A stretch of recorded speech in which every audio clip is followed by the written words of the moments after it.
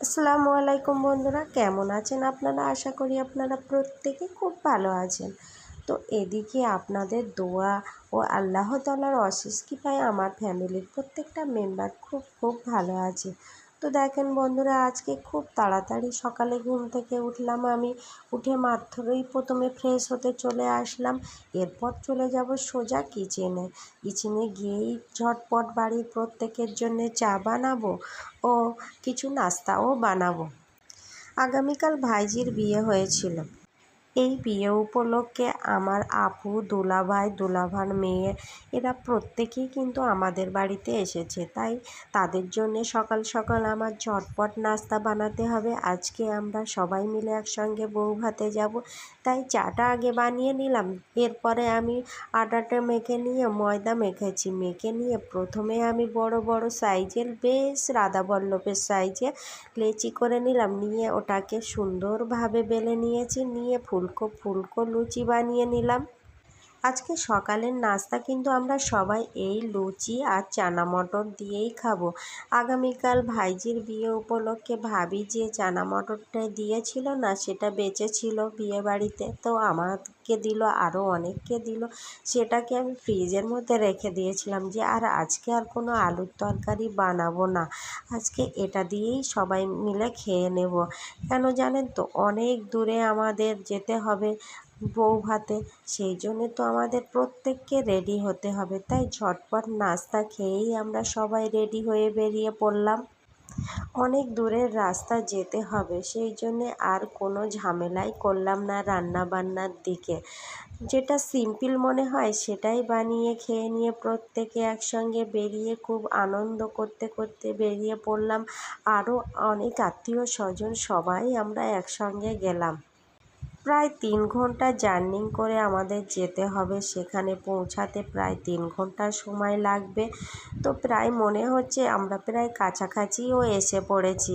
তো দেখেন কত সুন্দরভাবে আমরা সবাই সাজুগুজু করলাম, করে একসঙ্গে গাড়িতে আনন্দ করে নাচ গান করতে করতে বেরিয়ে পড়লাম। এই যে মনে হলো না যে আমাদের 3 ঘন্টা জার্নি করে এসেছি, ব্যাস এসেও পৌঁছে গেছি। তো প্রত্যেকেই আমরা গাড়ির থেকে একে একে নামলাম। নেমে যেখানে ভাইজির শ্বশুর বাড়িটা না প্রায় মাঠের কাছেই, দেখছি আশেপাশে বেশ মাঠ আছে, দেখতে খুব ভালো লাগছে। তো বাড়িতে আমরা সবাই একসঙ্গে পৌঁছালাম। আর এই প্রচণ্ড গরমের মধ্যে আর তো কোনো আমি ভিডিও বানাতে পারলাম না, প্রচণ্ড ভিড় আর এত গরম পড়েছে না। গরম পড়ার সঙ্গে সঙ্গে যত মানুষ আছে না, মানুষেরও তো একটা গরম। তো এরপর বউ ভাত খেয়ে কিন্তু আমরা বাড়িতেও চলে আসলাম। এসে প্রথমে আমি গোসল করে নিলাম। আজকে সারাদিনটা এত গরম পড়েছে আর অত দূর জার্নি করেছি, তো আর না গোসল করলে শরীরটা ঠিক ভালো লাগছিল না। তাই গোসল করে কিছুক্ষণ একটু রেস্ট নিলাম। তারপরে সন্ধ্যের টিফিন চা করলাম আমরা সবাই একসঙ্গে বসে।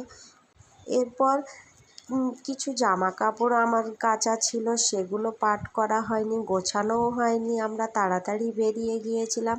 আগামীকাল আপনাদের দাদা ভাইয়ের কিছু জামা কাপড় কেচে দিয়েছিলাম, যে বিয়েবাড়ি উপলক্ষে তো অনেক জামা কাপড় হয় আলমারি থেকে সমস্ত, কিন্তু আমরা টেনে টেনে বের করে পরতে খুব ভালো লাগে, কিন্তু যখন এগুলি কাচা ধোয়া করে গোছাতে হয় তখন কিন্তু খুবই কষ্ট হয়। আমার ক্ষেত্রে তো হয়, আপনাদের ক্ষেত্রে কেমন হয় তো তা তো আমি জানি না, কিন্তু বেশ ভালো লাগে যখন নূতন নূতন জামা কাপড় পরে কোথাও যাওয়া হয়, কিন্তু যখন ওগুলো গোছাতে হয় তখন যেন খুব কষ্টও হয়।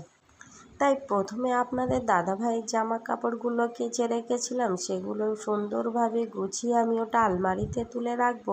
আর কাল থেকে শুরু হবে বিয়েবাড়ির যেসব জামা কাপড় ঘেঁটাঘুটি করলাম, সে বা মেকআপ সাজগোজের জিনিস যা গহনা, সেগুলোও গোছাতে হবে। আগামীকাল থেকে তো আমাদের এইভাবেই কাজ করতে হবে। ছেলের জিনিসগুলো গুছাবে আর আমি আমারগুলোও গুছিয়ে নেব বলে নিলাম। কাল থেকে আবার শুরু হবে আমাদের ডেলি লাইফস্টাইল। 2-3 দিন তো খুবই এনজয় করলাম ভাইজির বিয়ে উপলক্ষে। তো আপনাদের সবাইকে জানাই আল্লাহ হাফেজ।